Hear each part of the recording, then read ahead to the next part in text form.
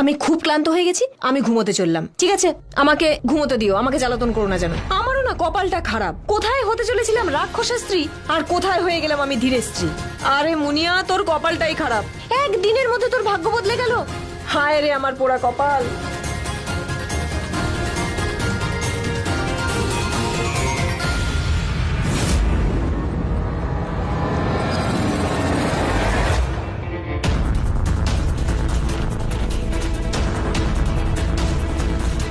গেলটা কোথায় চন্দ্রকান্তা?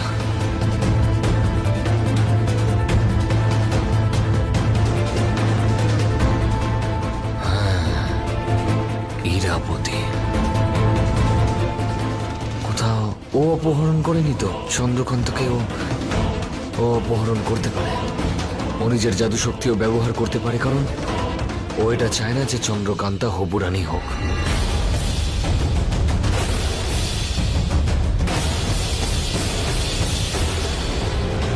চন্দ্রকান্তা, তুমি নিজের পরিকল্পনা নিয়ে কাজ করার আগে আমার সাথে কথা কেন বলো না?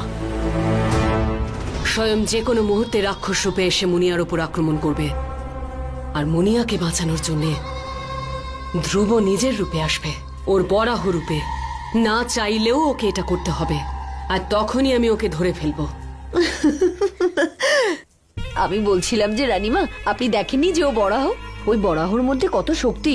হ্যাঁ, দেখতেন না, ও তো রাক্ষসকেই হারিয়ে দিল। একবার ভেবে দেখুন, যাকে রাক্ষস আপনার ছেলে, না মানে বলতে চাইছি যাকে আপনার ছেলে ধরতে পারেনি, তাকে আপনি কি করে ধরবেন? হ্যাঁ, সব ব্যবস্থা হয়ে গেছে। যখন মুনিয়ার ছবি আমার ঘরে আঁকা হচ্ছিল, তখন আমি অতিথিশালা, মানে যেখানে ধ্রুব থাকে, ওখানে একটা গুপ্ত দরজা বানানো হয়েছে। মুনিয়াকে বাঁচানোর জন্য ধ্রুব ওখানেই ওর রূপ বদলাবে, তারপর আমার পাতা জালেও ফেঁসে যাবে, আর আমি সেই সময় ওকে ধরে নেব। আরে বাহ, এবার আমি বুঝতে পারলাম যে রানী ইরাবতীর ওই বদমাইশ মেয়ে মুনিয়ার প্রতি এত ভালোবাসা কি করে হলো, আর আপনি আপনার পুরনো গয়না কেন দিয়েছেন। তার মানে হলো আপনি ওকে আপনারই ঘরে ব্যস্ত রেখে আপনি ওই দরজাটা বানিয়েছেন। আগে ওই বরাহ আমার হাতে আসুক, যদি ওই মুনিয়ার শক্তি হয়, তাহলে আমি সেই শক্তিকে শেষ করে দেব। ছাড়বো না আমি ওকে, ও এক্ষুনি আসবে।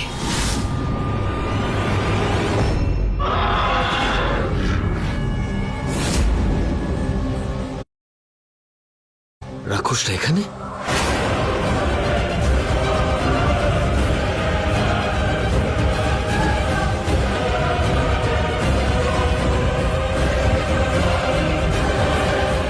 এখানে কেন এসছে?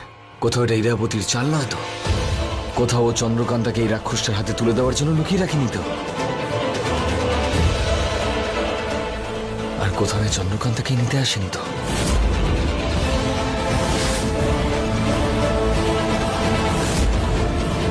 এই রাক্ষসটাকে আটকাতে হবে, আর সেজন্য আমাকে নিজের বরাহ রূপে আসতে হবে। না, এখানে সবার সামনে নয়, যেখানে রয়েছি সেই অতিথি গৃহে, ওখানে কেউ নেই।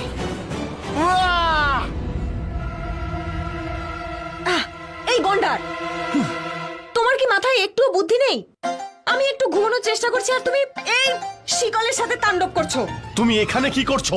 যাও নিজের ঘরে গিয়ে ঘুমো। আমার ঘর? আমার ঘরে এই মাথার ওপর সাজানো আছে, তুমি সাজিয়েছো, মনে আছে? এই এই রক্তের মতো লাল লাল সিঁদুর তুমি সাজিয়েছো, তাই এই ঘরটা যতটা তোমার, তার থেকে অনেক বেশি আমার। আর তাছাড়াও তোমার এই বিছানাটা আমার বিছানা থেকে অনেক বেশি নরম আর মোলায়েম। তুমি আটকে থাকো এই শিকলেই, বুঝেছো?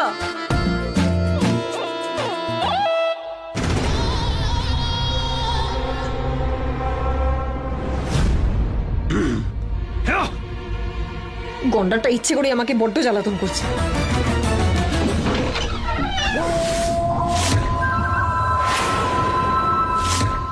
রাক্ষস, যা!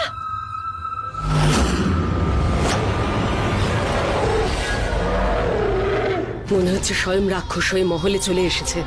এখন কি করব রানীমা? তুমি নিজেকে ওই রাক্ষসের হাত থেকে বাঁচাও। হ্যাঁ, সাবধানে থেকো। আমি ধ্রুবর জন্য যেখানে ফাঁদ পেতে রেখেছি সেখানে যাচ্ছি। আমি নিজের চোখে ওকে বরাহ রূপ ধারণ করতে দেখতে চাই। সাবধানে থেকো।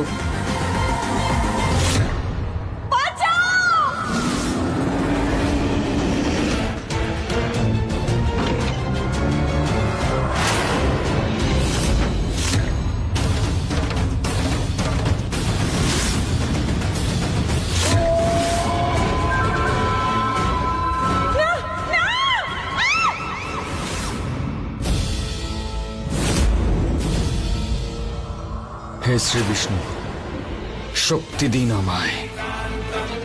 বন্দে বিষ্ণু।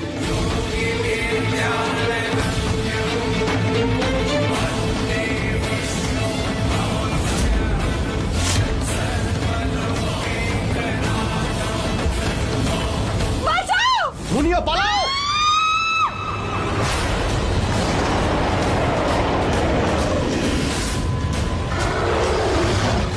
স্বয়ং রাক্ষস, এটা তো ওর আর্তনাদ। মনে হচ্ছে ও কোনো বিপদে পড়েছে, ওর কাছে আমায় যেতেই হবে।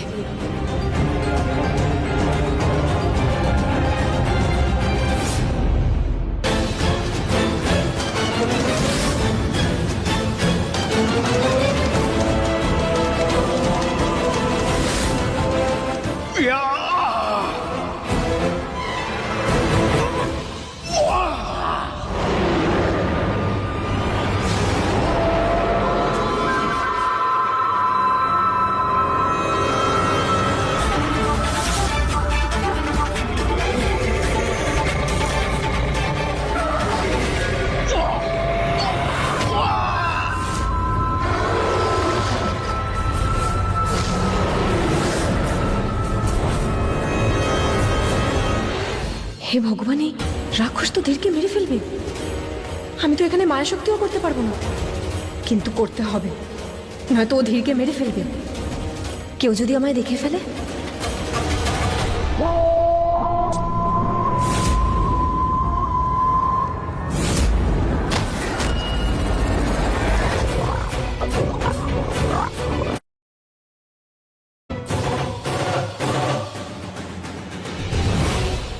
কি করছিস চন্দ্রকান্তা? যে তোকে মেরেছিল তুই তাকে বাঁচাচ্ছিস?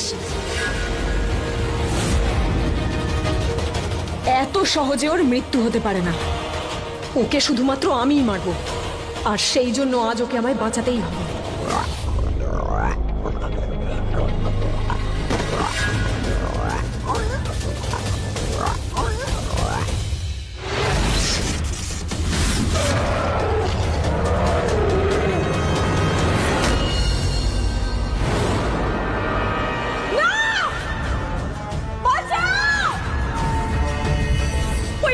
ধীরকে নিচে ফেলে দিয়েছে।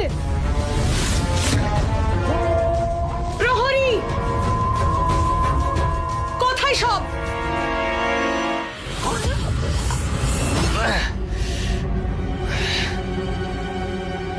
আমাকে আমার রূপ আবার পরিবর্তন করতে হবে।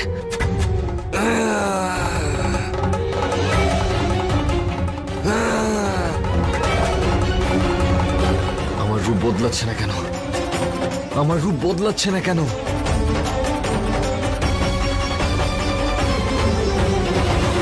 ও তো এখানে মায়া জাল বেছানো রয়েছে, সে কারণেই আমার রূপ পরিবর্তন হচ্ছে না।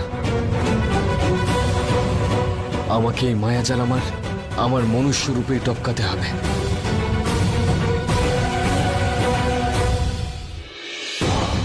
স্বয়ং পালিয়ে যায় এখান থেকে।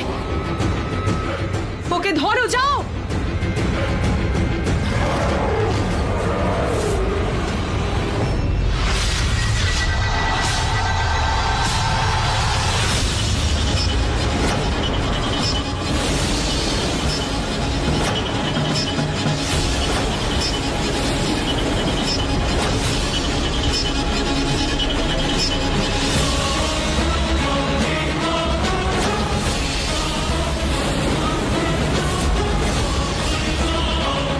মুনিয়া, হাতটা বাড়াও, হাতটা বাড়িয়ে আমায় সাহায্য করো। কি দেখছো? আমায় সাহায্য করো।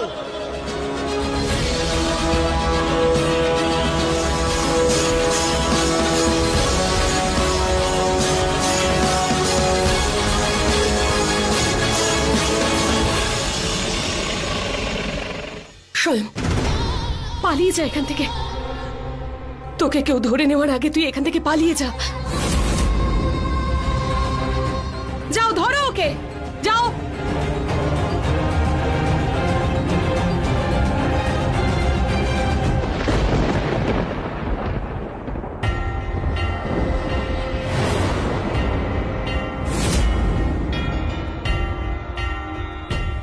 মুনিয়া, বাঁচাও! গন্ডার তোকে বাঁচাতে গিয়ে আমি নিজেই মরতে বসেছি, কিছু কর, আমাকে ওপরে তোল। আরে তুমি এত ছটফট কেন করছো? এরকম করলে আমরা কিন্তু নিচে পড়ে যাব।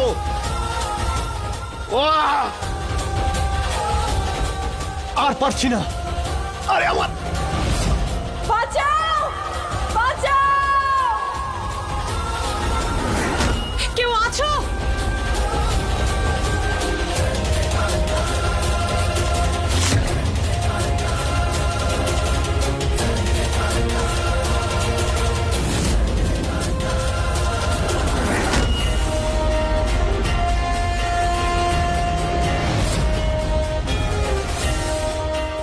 এটা অসম্ভব, এটা হতে পারে না।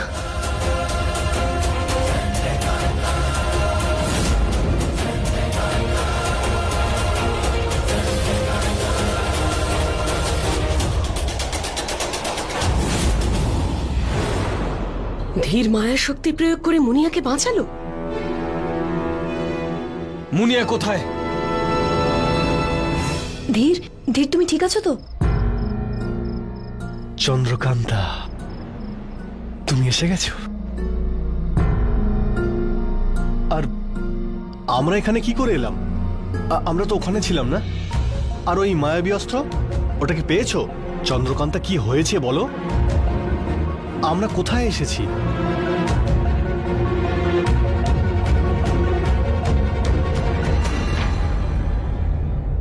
তুমি আমাকে এইভাবে কেন দেখছিলে? কেউ আমাদের দেখছে নাকি?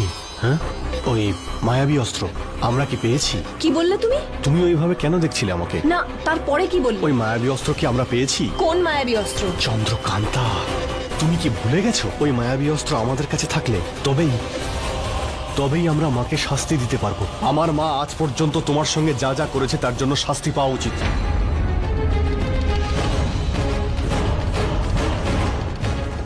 এটা কি করছো? কি করছোটা কি? ছাড়ো, ছাড়ো আমায়। চন্দ্রকান্তা, কি করছো? কি করছোটা কি? চন্দ্রকান্তা, প্রহরীরা আমাদের এখানে ঘিরে রেখেছে, তাই শান্ত থাকো, চিৎকার করো না। চন্দ্রকান্তা, আমায় বিশ্বাস করো, আমি তোমায় খুব ভালোবাসি, খুব ভালোবাসি আমি তোমাকে।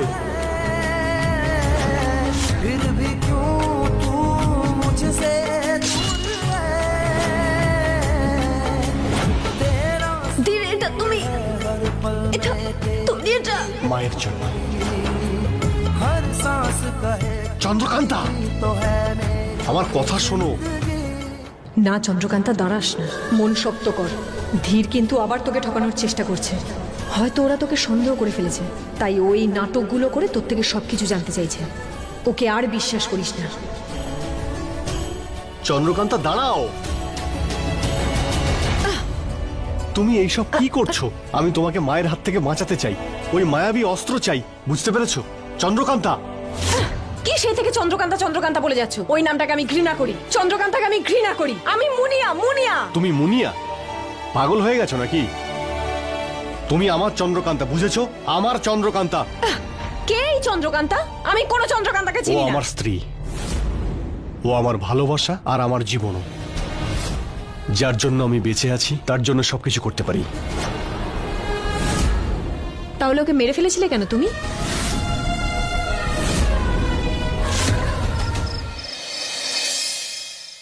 যাও, খুঁজে নিয়ে এসো মুনিয়ার ধীরকে।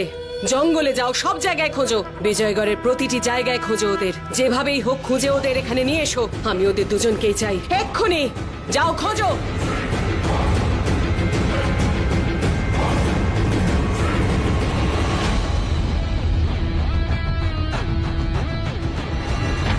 জাদু দেখাও, আমায় দেখাও জাদু। ধীরকে আমার সামনে নিয়ে এসো, আমি ধীরকে দেখতে চাই। দেখাও আমায়। মুনিয়াকে আমার সামনে নিয়ে এসো। কিচ্ছু দেখা যাচ্ছে না।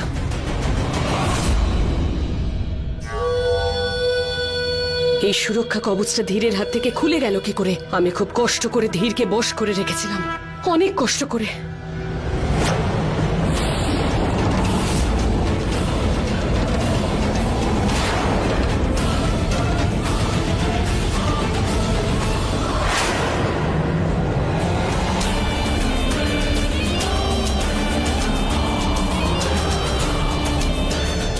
সাবাস ধীর, আজ থেকে তোমার নতুন জীবন শুরু।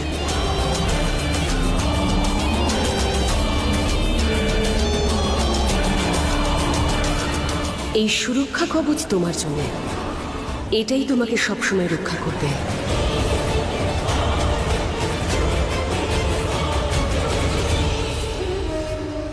যতদিন এই সুরক্ষা কবচ ওর হাতে থাকবে ততদিন চন্দ্রকান্তার কথা ওর মনেই পড়বে না।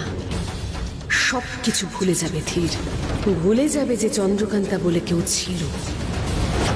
এমন কেউ তো আছে যে চায় না ধীর আর মুনিয়াকে আমি দেখতে পাই, যার জন্য আমার মায়া শক্তি কাজ করছে না। কিন্তু কে, কিন্তু কে সে?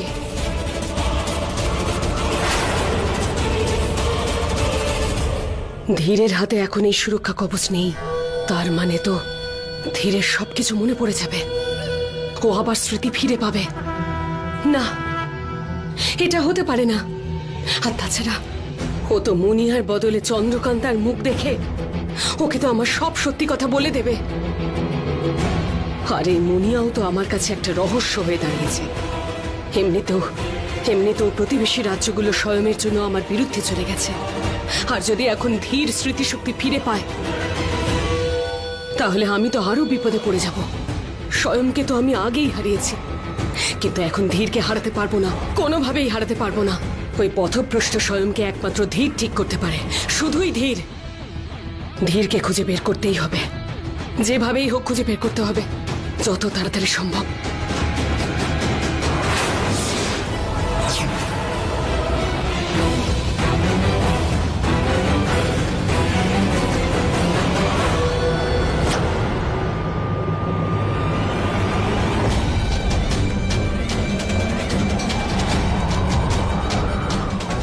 এই দুজন কোথায় যেতে পারে?